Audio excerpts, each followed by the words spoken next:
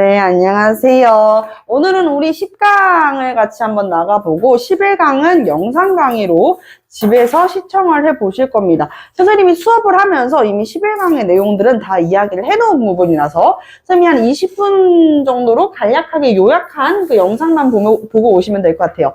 그럼 오늘 진도는 10강, 12강, 그리고 13강까지 같이 한번 나가보겠습니다. 얘들아, 벌써 우리 다음 차시면은 조선사 끝이야. 박수! 자, 벌써 우리가 어디까지 했냐면 태정, 태세, 문단세, 예성, 연중, 인명,선, 광, 인 나갈 차례야, 얘들아. 거의 다 끝났지? 원래는 인효, 현숙, 경영, 정순, 헌, 고, 순. 얼마 안 남았죠, 그쵸? 한 젓가락밖에 안 남았다. 자, 그러면은 같이 오늘 10강 같이 한번 나가보겠습니다. 우리가 지난 시간에 배웠었던 게 선조, 광해군. 요렇게 배웠었지, 그치? 그리고 오늘은 드디어 뚜둔뚠뚠뚠 인조를 나가는 날이 되겠습니다. 자, 선조 때 일어났었던 큰 전쟁이 있었는데 무슨 전쟁? 네, 임진왜란이죠. 그쵸?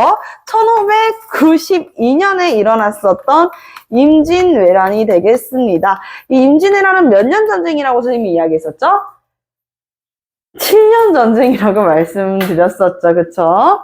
자, 그래서 1598년 11월까지 일어났었던 전쟁 임진왜란입니다. 이 임진왜란으로 인해 가지고 우리 백성들도 많이 다치거나 아팠고, 그리고 우리의 농토도 황폐화가 되었습니다. 그쵸? 그래서 이 임진왜란의 뒷수습을 누가 해주었을까요? 광해군이 할 수밖에 없었던 것이죠. 임진왜란 당시에 세자로 책봉되었었던 후궁의 둘째 아들 광해군이 이 임진왜란의 뒷 상황을 수습해 주었다라고 이해를 해볼 수가 있겠습니다. 동일보감도 편찬하고 양전 사업을 통해 가지고 양환과 호적대장을 다시 재정비를 했습니다. 그쵸? 그리고 우리 이 성벽을 다시 보수를 하고 무기들도 수리를 했다. 이렇게 이해를 해볼 수가 있었죠. 하지만 광해군은 군자로 끝나는 왕이네요. 그쵸? 그러면 군자로 끝나는 왕은 뒤에 뭐가 붙는다고? 그렇지. 반정이 붙는다고 말씀을 드렸죠. 왜 반정이 되는 것일까를 알아보면 두 가지 이유가 있다 그랬어.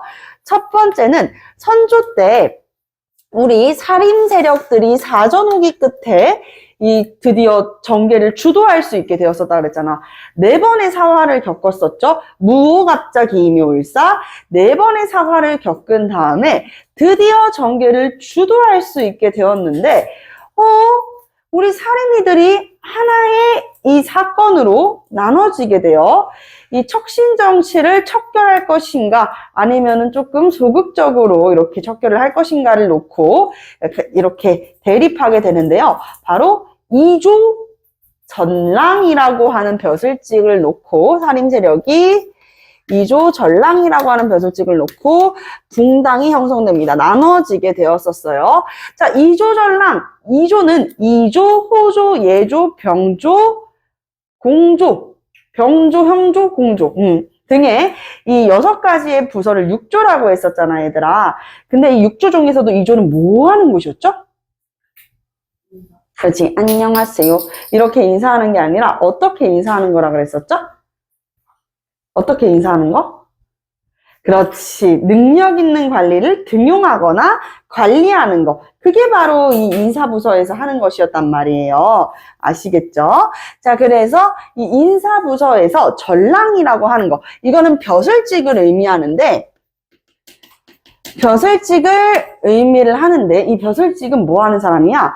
일단 3사의 인원을 자기가 이제 어느 정도 배치를 할 수 있었단 말이야. 3사의 관리를 배치할 수 있고, 두 번째는 자신의 후계자를 뭐 할 수 있어요? 천거할 수 있어요. 천거가 뭐라 그랬죠? 일종의 추천제라 그랬었죠? 자신의 후임자가 될 수 있는 사람을 천거할 수 있는 권한을 가지고 있었던 게 바로 이조전랑이란 말이야. 이 이조전랑의 자리를 놓고 서인에는 심의겸,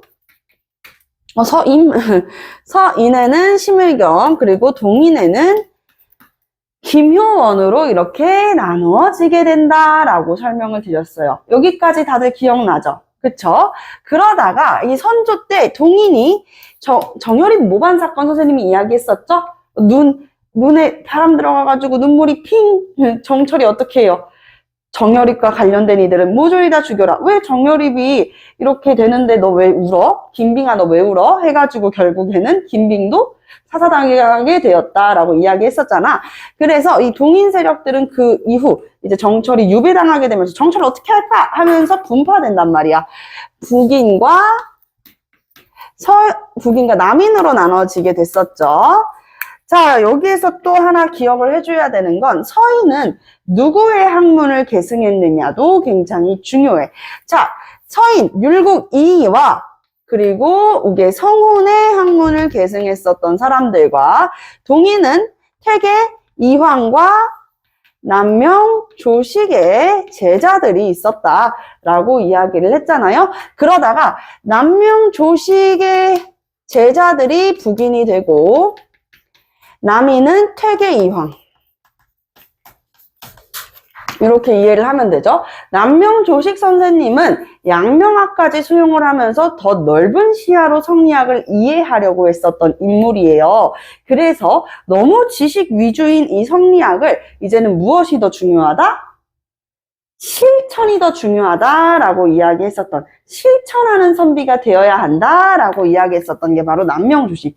그래서 실제로 남명조식 선생님은 이 출사제의를 여러 번 받습니다. 너 관리해볼래? 라고 하는 출사제의를 여러 번이나 받았지만 이 출사제의에 응하지는 않았어요. 대표적인 사건 명종 때 단성현감이라고 하는 이 자리를 제의를 했었지만 제의를 했었지만 이 출사 제의를 거절했습니다. 그걸 이제 우리가 을묘사직소라고 얘기하는데, 이 을묘사직소는 저는 이 관직 오르지 않겠습니다 하는 내용인데요. 굉장히 내용이 어때요? 좀 세죠?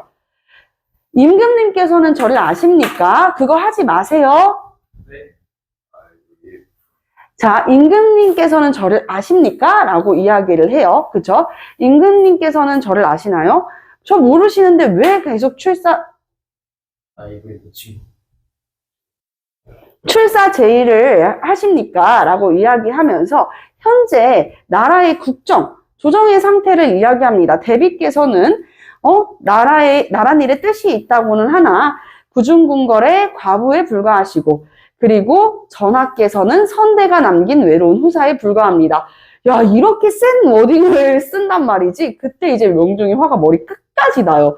그래가지고 뭐라고 남명조식 가만 안 둬 하려고 그랬는데, 남명조식의 이 을묘사직소의 내용에 감동을 하면서 오히려 이 남명조식의 제자가 된 사람들이, 영남학파들이 더욱 많아졌었죠. 자, 그래서 북인 세력들이 중요시였었던 것은 무엇이라고? 바로 실천. 자, 그럼 남인 세력들, 태계 이황 선생님은 오히려 반대로 남명조식 선생님이랑 나이가 별로 차이가 안 난단 말이에요. 그래서 태계 이황 선생님이 남명조식 선생님한테 뭘 보내요? 편지를 한 통 보냅니다. 서신을 보내요. 아니, 전하께서 이 정도로 출사 제의를 하셨으면은 너무 거절하는 것도 도리가 아닐세 라고 이야기를 한단 말이에요. 근데 이 말에 남명조식 선생님이 뭐라고 대답하냐면, 생각해봐 얘들아. 태계이황 선생님은 여러 번이나 관직에 올랐었던 분이셔. 관직에 올랐었던 시기가 훨씬 더 길고 이제 관리로서의 커리어가 탄탄하신 분인데, 남명조식 선생님이 이 태계이황 선생님의 서신을 보고 딱 했던 말이 뭐였냐면은, 아, 그렇군요. 나라의 관직이라 하면은 본디 나라의 녹을 먹고 사는 사람인데 자기는 그런 돼지가 될 생각이 없습니다. 나라의 녹을 쪽쪽 빨아먹는 돼지가 될 생각은 추호도 없습니다.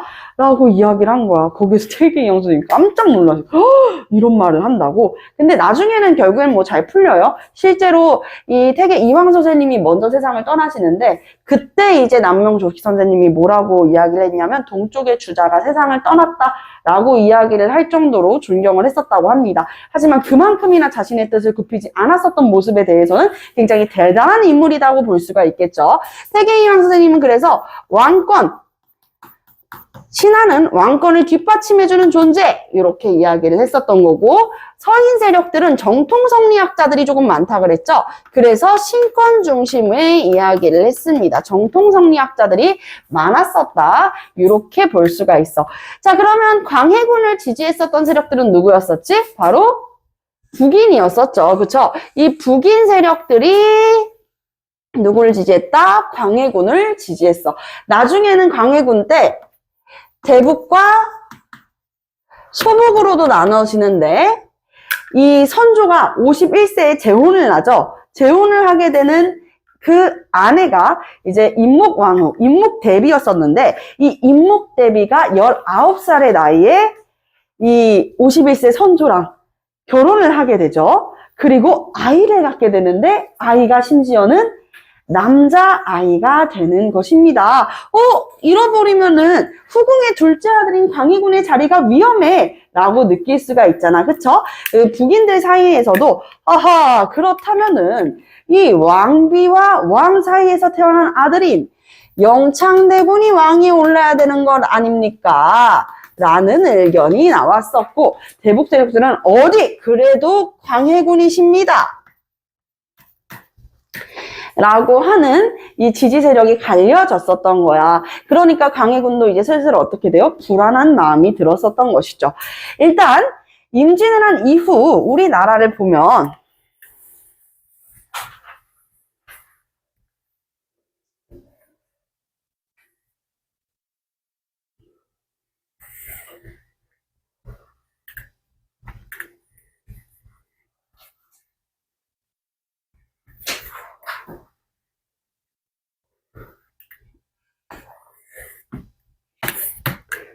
네, 나라를 보면요. 자, 여기가 이제 여진 세력들이 성장을 하고 있었고 우리 이쪽으로는 뭐 있어요? 명나라 있었죠. 그쵸? 여기는 우리 조선이에요. 자, 여진 세력들이 다시 한번 세력을 통합해가지고 나라를 건국했는데 그 나라가 바로 금나라의 후예다 하는 후금이라는 나라를 건국했어. 누가? 누르하치라는 인물이 후금을 건국하게 됩니다. 그리고 여진족은요, 이제 더 이상 스스로들을 여진이라고 얘기하지 않습니다. 원래는 구구려랑 발해에서 같이 병합돼서 살았었던 이 말갈족들 여진이라고 불렀다가 이제는 여진 스스로가 야, 우리가 그 나라에 합쳐졌었던 게 아니라 우리는 항상 어디에 있었어? 만주에서 있었어. 그래서 본인들의 아이덴티티를 어디에서 찾게 된다? 만주에서 찾게 되는 거야. 그래서 스스로를 뭐라고 칭해요? 만주족이라고 칭합니다. 만주족이라고 칭한다. 여기까지 이해되셨죠? 자, 그래서 이제부터는 이들을 만주족이라고 부르게 될 것이고, 자, 명나라는 국력이 어떻게 됐다 그랬지, 우리 지난 시간에? 맞아, 약해졌어. 혹시 왜 약해졌는지도 기억하니? 왜죠? 맞아요. 민진왜란 때 너무 많은 원병을 파병했어. 그래서 무리한 원병 파병으로 인해 가지고 국력이 쇠퇴했다라고 이해를 해볼 수가 있어요. 자, 국력이 쇠퇴했는데 명과 여진이 부딪힙니다. 명과 이 후금 세력들이 부딪히게 돼. 계속 싸우는 거지. 그러니까 명에서는 어디한테 도움을 요청해요? 우리 조선에게 원병을 요청합니다. 원병을 요청한다. 조선아 도와줘. 우리가 임진왜란 때 너네 도와줬었잖아. 이번에 너네도 도와줘야지. 라고 이야기를 해가지고 이 광해군은 일단 자신이 신뢰하는 신하 누구? 강홍립을 파견하게 돼. 이 원병 요청에 오케이 알겠습니다. 강홍립을 파견하게 되는데 이 강홍립은 광해군의 밀명을 받았어. 너무 명나라 장수의 말을 따를 필요 없이 상황에 따라서 알아서 판단해가지고 돌아와라 라고 이야기를 하게 되니까 이 명나라랑 조선, 조명연합군이 같이 힘을 합쳐가지고 전투를 하던 중에 이 후군과의 전투, 바로 사루 전투에서 크게 패배를 하고 나서부터는 강홍립의 군대가 여진에게 어떻게 하게 돼요? 항복하게 되는 것이죠. 그쵸? 그리고 나서는 이윽고 계속 명나라가 야 다른 군대 없어? 더 보내봐 더 보내봐 하는데 우리가 보내요 안 보내요? 아 죄송합니다 지금 저희도 군대가 없어서요. 그래서 적절하게 거절을 하면서 후승군과는 우리가 또 친선 관계를 유지했었다. 그래서 여기랑도 우리가 조금 친선 관계를 유지하고 명나라랑도 사대 관계를 유지하는 게 이게 말이 되냐라는 여론이 형성이 되는 거야. 우리가 여진, 이 후금과 그리고 명나라 사이에서 명과도 친하게, 후금과도 친하게 지내는 유연한 무슨 정책을 펼쳤었다? 중립 외교 정책을 펼쳤었다. 우리의 실리를 추구하기 위함이었었다. 해서 중립 외교를 강해군이 하게 되니까 이 정통 성리학자들이 비판을 하죠. 우리는 명과 사대 관계인데 어찌하여 명나라가 원병을 파병하라는 요청에 응하지 아니하십니까? 우리가 군대가 없어도 끌어모아서라도 보내셔야죠. 라고 이야기하는, 특히 임진왜란 끝나고 나서 숙명사상이 고조됐었다 그랬잖아. 그래서 관우묘들도 만들어지고 그랬었다고. 숙명사상이 고조되어 있던 이 시기에 명이 우리를 어떻게 도와줬는데 어떻게 우리 이럴 수가 있어? 이러는 여론도 당연히 이해를 할 수가 있습니다. 근데 마지막 쐐기를 박았었던 사건, 광해군이 폐위당하는 이 쐐기를 박았던 사건은 무엇이냐? 바로 폐무살제입니다. 선조가 재혼했었던 누구? 이 임목대비를 어떻게 했어? 엄마를 폐위시키고 형제를 살해했다. 영창대군 어떻게 했어? 강화도로 유배 보내가지고 결국에는, 그렇죠, 결국에는 이제 죽이게 되었었죠. 방을 뜨겁게 펄펄펄펄 끓여가지고 죽였었다라고 이야기를 했었잖아요. 자, 그래서 결국에는 이 두 가지의 사건, 영창대군까지를 살해를 하면서 더 이상은 가만두면 안 되겠다. 이것을 봤었던 서인 세력이 인조반정을 주도하게 되는 것입니다. 여기까지 이해됐어요? 아주 좋아요. 자, 서인 세력이 주도해서 인조반정을 시도를 했었는데, 자, 이제 광해군 끌어내렸어요. 인조 앉았어요. 자, 여기에서 무슨 문제가 생겼냐면, 누가 인조를 왕으로 앉히는데 가장 힘을 썼었냐라는 것. 즉, 공신. 누가 1등 공신이냐, 2등 공신이냐. 누가 1등급이냐, 2등급이냐를 놓고 싸우게 되는 거야. 일단은 이괄이라는 사람이 있었어. 이괄이라는 인물이 이 인조반정에 굉장히 열심히, 그리고 굉장히 이제 적극적으로 공훈을 쌓았었던 신하였었단 말이야. 근데 우리 이괄이 어디로 가게 되냐면요, 갑자기 돌연 여기로 가게 돼요. 얘들아, 우리 여기 어디라 그랬지? 기억나? 여기 어느 지역이라 그러죠? 팔도 중에 여기는 뭐라 그래? 맞아, 평안도라 그러지, 그치? 평안도로 보내죠. 에잉? 지금 평안도는 완전 국경지대지. 명과 후금 사이의 국경지대잖아. 평안도 관찰사로 보내지게 되니까 이거를 이게 약간 사실상 꼬리 자르기 아닌가? 이거 사실상 나 유배 보내는 식 아닌가? 라고 느끼게 돼. 게다가 1등 공신이 아니라 뭐에 그치고 말아요? 2등 공신에 그치고 말아요. 그래서 이괄이 난을 일으키게 됩니다. 이괄의 난 되겠습니다. 자, 이 이괄의 난을 중심으로 일어났었던 인조 때의 커다란 사건 두 가지를 같이 한번 다뤄볼 건데요. 그것이 바로 정묘호란이 되겠습니다. 정묘년에 오랑캐가 난을 일으켰다. 정묘호란이 되고요. 그리고 병자호란, 병자년에 오랑캐 호자를 써가지고 이 호족 세력들, 누구? 이 만주족, 후금을 세운 만주족, 여진족이 난을 일으켰다 해가지고 들어오는 것이다. 잠깐의 차이점이 있다면 둘 다 여진은 맞아, 얘들아. 만주족은 맞아. 똑같이 여진이기는 한데 이때는 나라의 국호가 뭐였어? 후금이었어. 근데 이 후금이었었던 나라의 이름을 바로 누르하치의 아들이었었던 홍타이지가 나라의 국호를 바꾸게 되는 것이에요. 아시겠죠? 똑같이 여진이기는 한데 나라의 이름은 어떻게 된다? 바뀌게 된다. 청나라로 바뀌게 된다. 라고 이해를 해주시면 되겠습니다. 아시겠죠? 선생님 에어컨 한 번만 틀어도 될까? 살짝만? 몇 개 틀렸니? 오답노트 쓰세요. 네, 오답노트 쓰세요. 네, 이괄해난을 중심으로 시작으로 해가지고 일어났었던 정묘호란, 이괄해난 뿐만 아니라 이 서인 세력이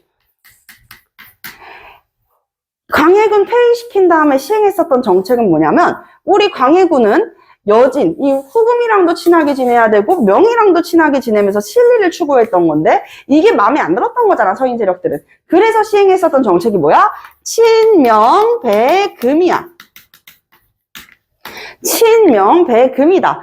친하게 지내자. 어디랑은? 명이랑은 친하게 지내자. 배척하자. 어디는? 금나라는 배척하자라고 했었던 게 바로 친명배금 정책이었었어. 이게 마음에 안 들었었던 거지. 거기에다가 이제 이괄해난 일어나면서 누르하치, 아니 좀 들어보시오.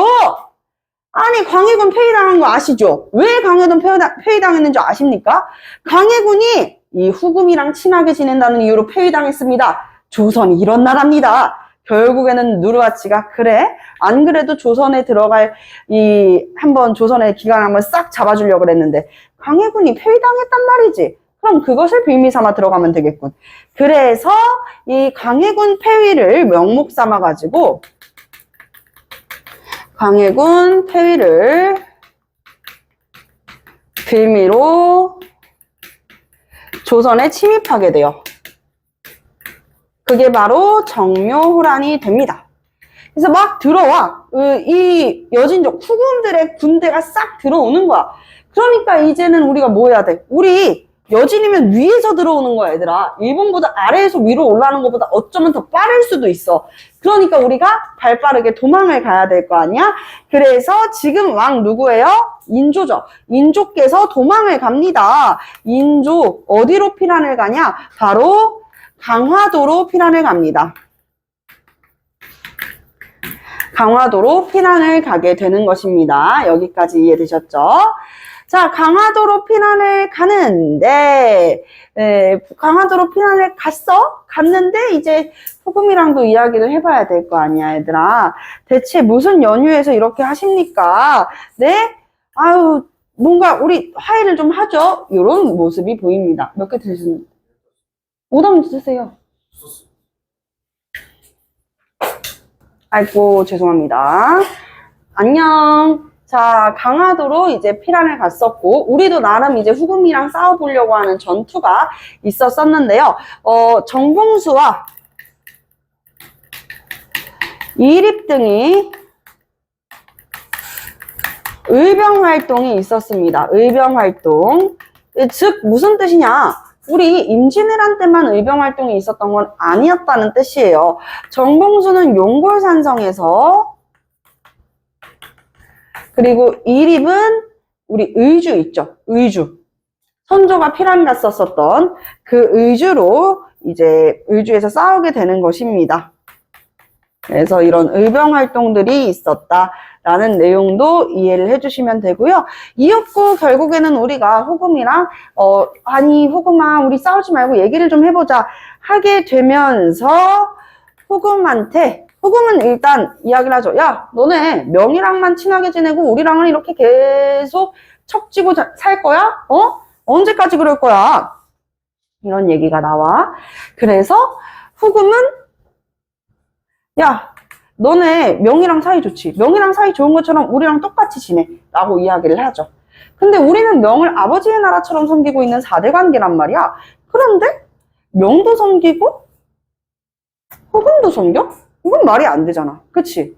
아니 그럼 저희는 아버지가 둘인데요? 에이, 아버지가 둘인 건 좀 그렇다. 그러면은 지금 아버지랑은 절연, 나랑은 형제인 거야. 알았지? 해가지고 후금과 조선은 형제의 맹약을 맺습니다. 형제의 관계를 체결하게 되면서 형제의 관계를 체결하게 되면서 정묘혼란이 일단락이 되는 것입니다.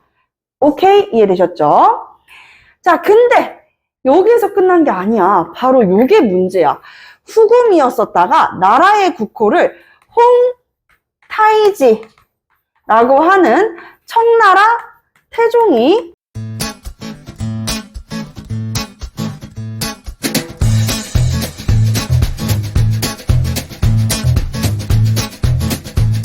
학원으로 전화 주세요.